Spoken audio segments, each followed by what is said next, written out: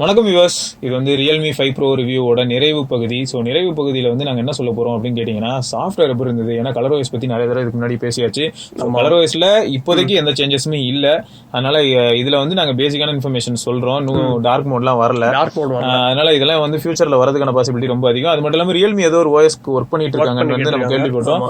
Oxygen OS மாதிரி இன்னும் பெட்டராக இருந்ததுனால கஸ்டமைசேஷன் இருக்கும். ஆமா. ஸோ இதெல்லாம் ஒரு பக்கம் இருக்கும்போது நாங்கள் வேற என்ன சொல்லலாம் அப்படின்னு கேட்டிங்கன்னா, இதில் ப்ரோஸ் அண்ட் கான்ஸ் கண்டிப்பாக சொல்லுவோம். ப்ளஸ் இதே பட்ஜெட்ல வந்து நான் ஒன்னு சொல்லிக்க விரும்புறேன்.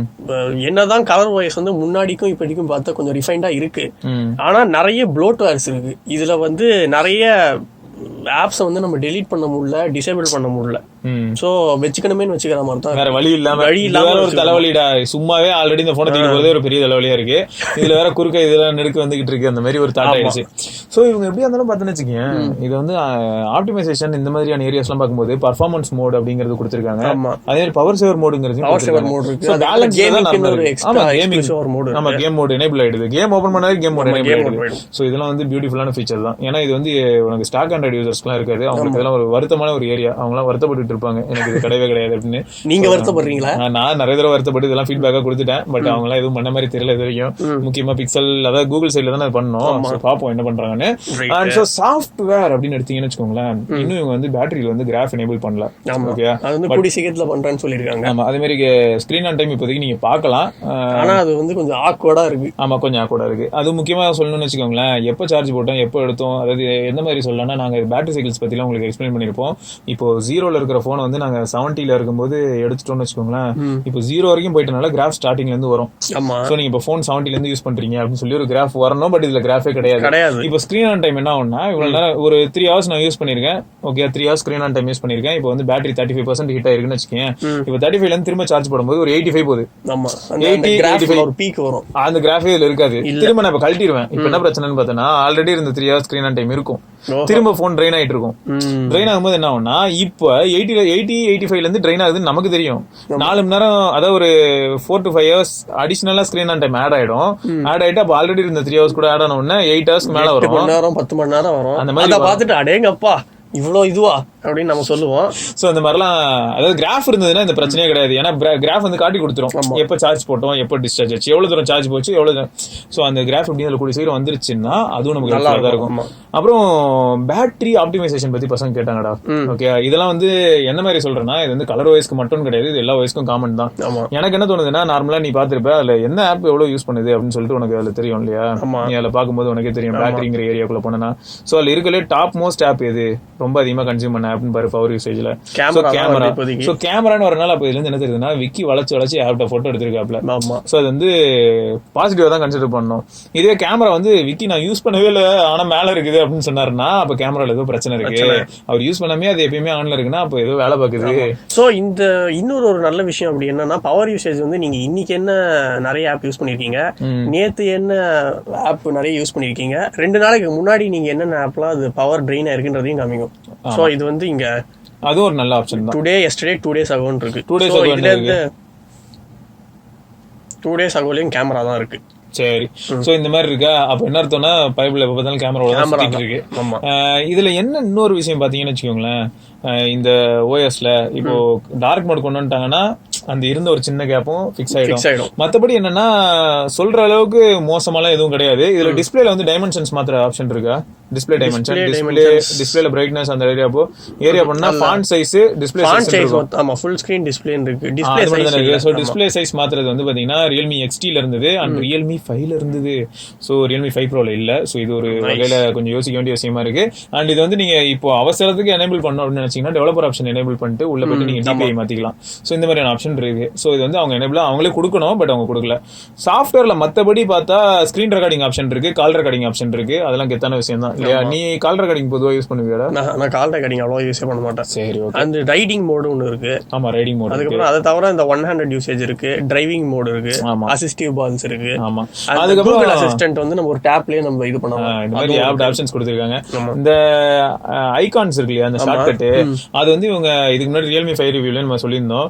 என்னன்னா, நம்ம நார்மலா ஸ்டாக் ஆண்ட்ராய்ட்ல இல்லாட்டி OnePlusல என்ன பண்ணுவ, அடிக்கிட்டே போவியா, கீழ இருந்து எடுத்து வைப்பல. இப்ப இதுல வைக்க முடியாது. மொத்தமே 16 தான் வைக்க முடியும்.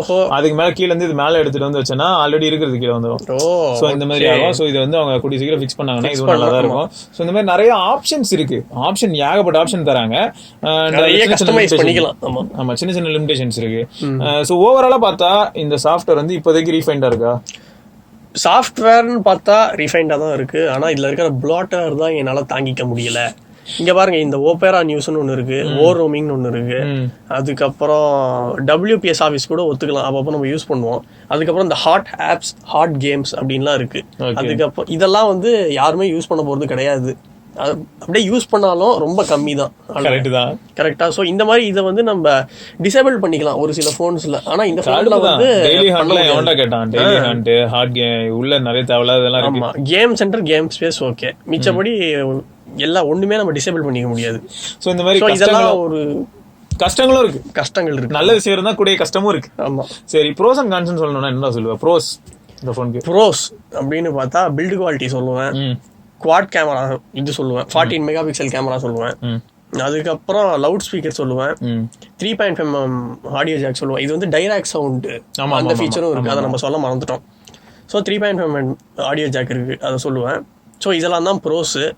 கான்ஸ் என்ன அப்படின்னு பார்த்தோம்னா பெருசா ஒன்றும் இல்லை. இந்த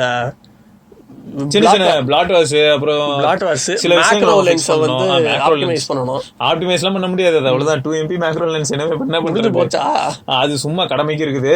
சோ இந்த மாதிரி அதுக்கப்புறம் டார்க் மோட் இல்லாத வந்து நான் ஒரு கான் அப்படின்னு சொல்லுவேன். அதை வந்து ஃபிக்ஸ் பண்ணிக்கலாம், அது ஒன்றும் பிரச்சனை இல்லை, கண்டிப்பா ஃபிக்ஸ் பண்ணுவாங்க.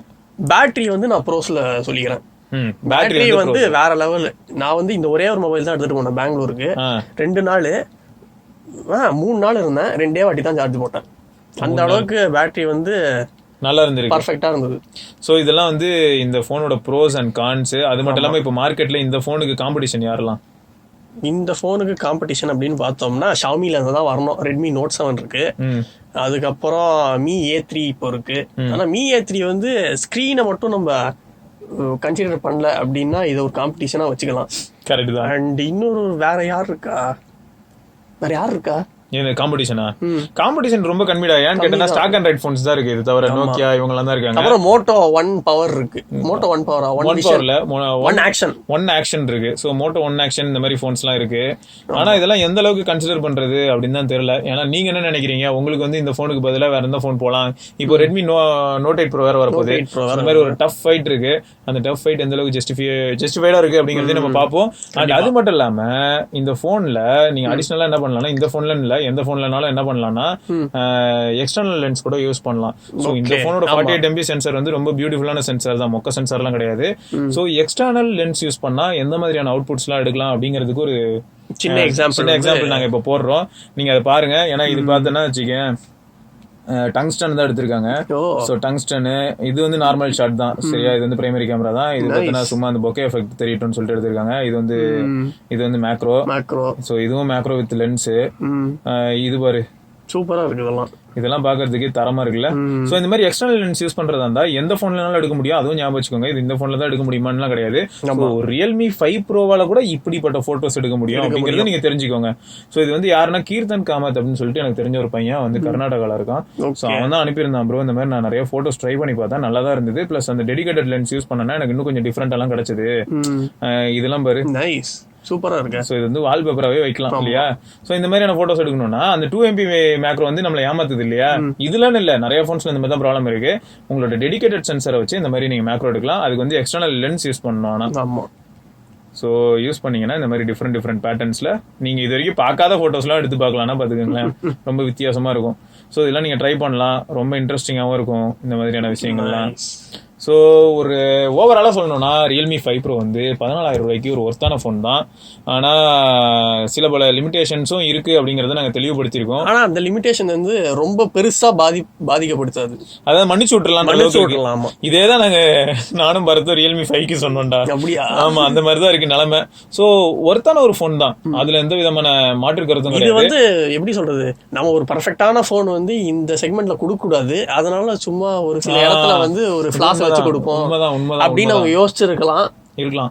ஆனா இப்போ அவங்களுக்கு இருக்க ஒரே அட்வான்டேஜ் என்னன்னா அவங்க வந்து இன்னும் எந்த ஃபிளாக்ஷிப் போன்லயும் கால் எடுத்து வைக்கல. ஸோ இதுதான் அவங்களோட ஃபிளாக்ஷிப் போன்ஸ் மாதிரி இந்த மிட் ரேஞ்ச் தான். ஸோ அவங்க வந்து ஓரளவுக்கு ஓகே நல்லா பண்ணிருக்காங்க, அதான் உண்மை. இப்போ ரெட்மி நோட் 8 ப்ரோ வந்ததுக்கு அப்புறம் தான் தெரியும் நிஜமாவே சைட் பை சைடு வச்சு பார்க்கும்போது அது எந்த அளவுக்கு டிஃபரன்ஸ் இருக்கு அப்படிங்கிறது. ஸோ அடுத்த வீடியோல உங்களை வந்து நாங்கள் அடுத்த வீடியோ என்ன மாதிரி ரிவ்யூவோ இல்லாட்டி ஏதோ ஒன்று இதுல இருந்து உங்களை மீட் பண்றோம். அது வரைக்கும் Sivabharani tata bye. This is Vigneshwar. This is Vigneshwara. This is Center Bro. Center Bro. ஓகேங்க. மறக்காம சப்ஸ்கிரைப் பண்ணி அந்த பெல் ஐகானை பிரஸ் பண்ணுங்க. பை.